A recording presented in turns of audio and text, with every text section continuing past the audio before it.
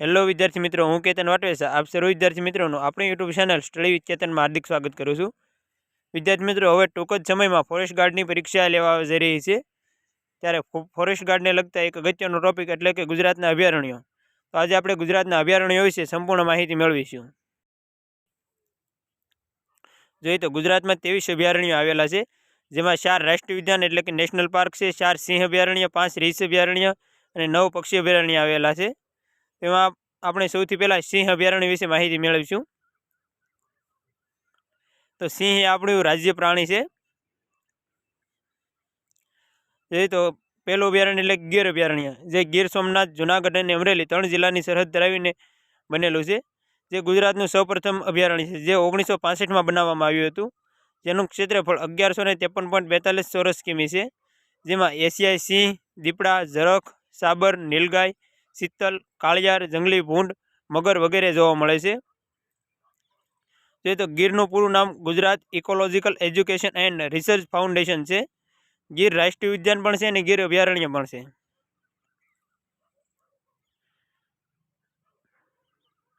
જોઈએ તો પનિયા અભયારણ્ય, જે અમરેલીમાં આવેલું છે, જેમાં સિંહ તથા દીપડા જોવા મળે છે।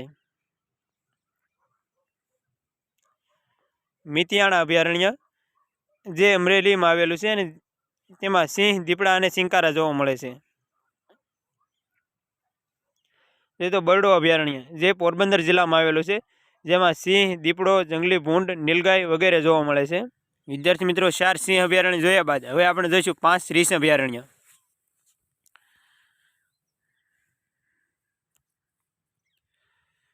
તો જોઈએ તો પહેલું રીંછ અભયારણ્ય છે જેસોર રીંછ અભયારણ્ય, જે બનાસકાંઠા જિલ્લામાં આવેલું છે અને જે ગુજરાતનું સૌથી મોટું રીંછ અભયારણ્ય છે।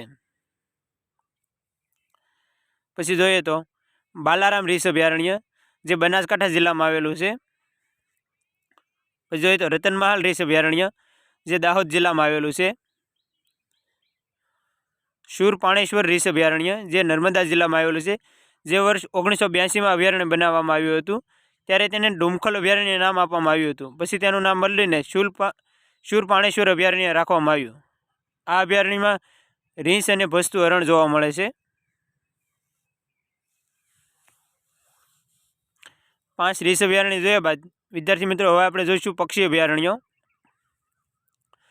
તો જોઈએ તો પક્ષી અભયારણ્યમાં સૌથી પ્રથમ છે નળ સરોવર પક્ષી અભયારણ્ય, જે અમદાવાદ જિલ્લામાં આવેલું છે, જેને 1969માં અભયારણ્ય તરીકે જાહેર કરવામાં આવ્યું હતું, જે ગુજરાતનું સૌથી મોટું પક્ષી અભયારણ્ય છે।